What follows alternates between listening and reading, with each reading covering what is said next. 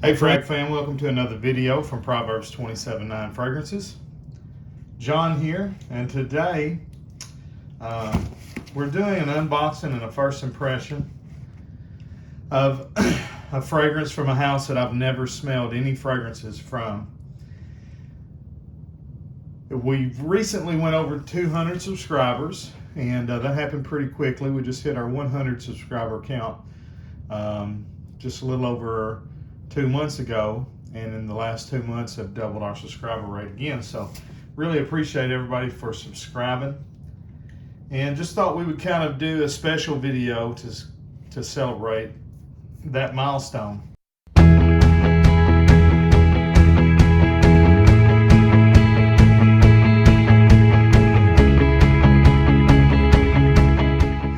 If you would, go ahead and hit the subscribe button if you haven't already. Make sure notification bell's turned on, like this video, and leave me a comment what you think about this fragrance house. So this is from the most expensive fragrance house in the world, Clive Christian.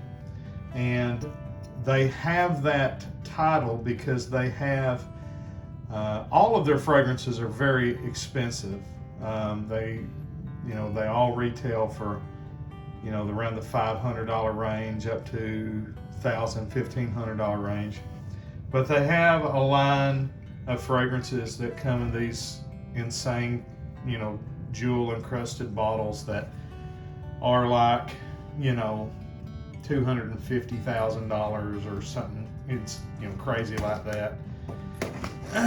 And I don't know who buys a $250,000 fragrance, some Saudi prince or something, but I found a good deal from Aura Fragrance. They had a Memorial Day sale, and so I thought this would be kind of a neat thing to do for our 200 subscribers. Okay, so let's see what it is.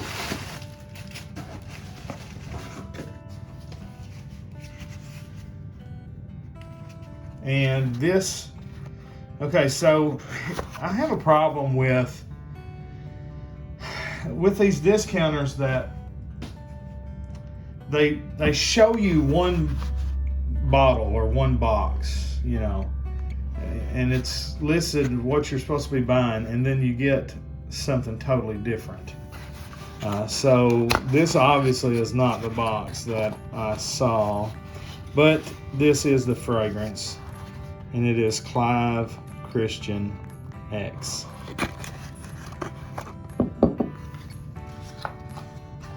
They showed the black full presentation box and all that. Just get your pictures right. If that's not what it is, that's fine. Don't sell me a bottle that don't come with a cap, but in the pictures it has a cap. I forgot, I was watching a video, somebody else said they was kind of complaining about that, and I was like, yeah, me too. All right, so Clive Christian X. I don't have the notes in front of me. It's a first impression, so you know how we roll here. We try not to do that on the first impressions videos. It's a 2001 release, and I know it's supposed to be kind of a spicy. I'm expecting it to be dark and maybe a little classical, a little old school. I know that one of the top notes is rhubarb, so I'm hoping it doesn't smell like John Barbatos vintage. But whatever, if it does, it does. I say that, I know it's a beloved fragrance in the community, but it's not one of my favorites from John Barbatos. So, all right, let's take a look at their bottle. First of all, it's kind of an iconic bottle, very beautiful. Got the crown lid, which is a little bit gaudy, honestly. Established in, what do they say?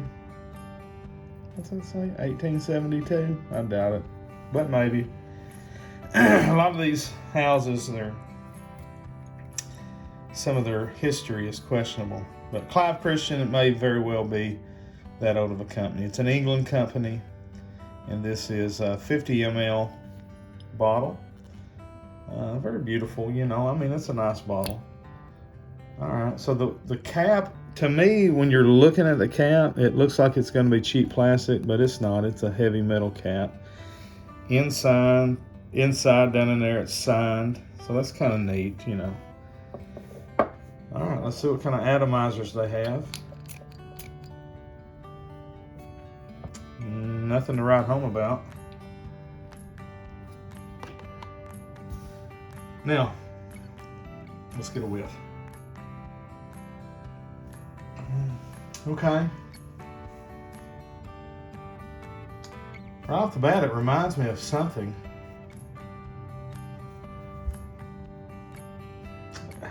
What is that? It does smell a lot like what I was thinking. It's probably a little more old school even than I was thinking it would be.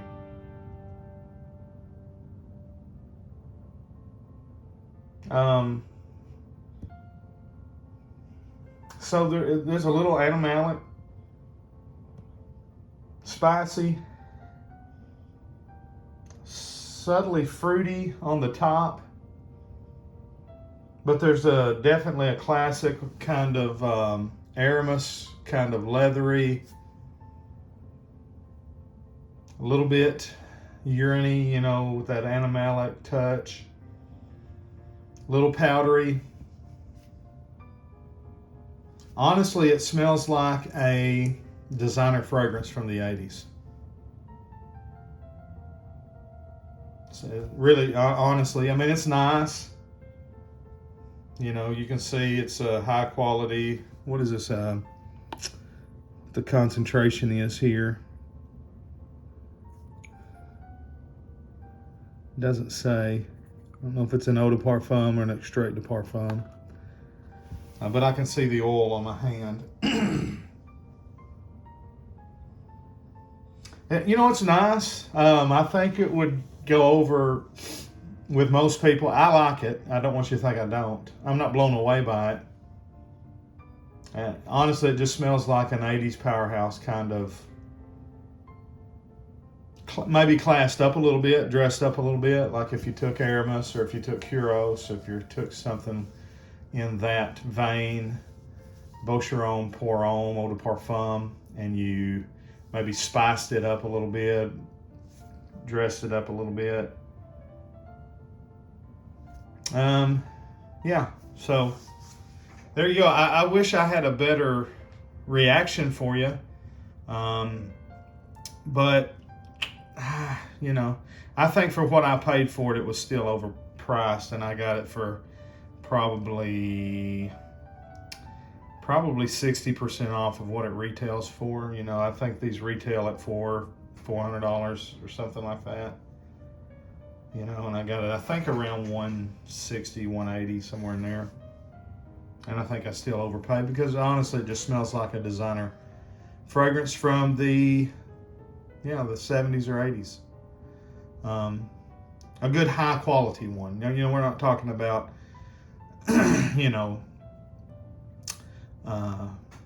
something by Cody or something like that. I mean, we're talking about, an Yves Saint Laurent or Chanel, Antaeus or something of that nature. I mean, it's the quality's there. It's just it's an old school, classic style fragrance. I'm interested to see how it dries down. I'm interested to see if that the animalism kind of tones down, and if there's any woods or any kind of other things that come out. So there's hope for it. We'll come back and do a full review. But I appreciate everybody that is subscribed. Tell me what you think if you have this fragrance. I know it's like the rapper Drake's favorite fragrance or something like that, I could see maybe him wearing this on a chain around his neck. But, I I could wear it. I just don't know that it's worth the price that you're paying for these. So y'all let me know what y'all think about it, especially if you've ever smelled this one. Leave a comment. Let me know what you think.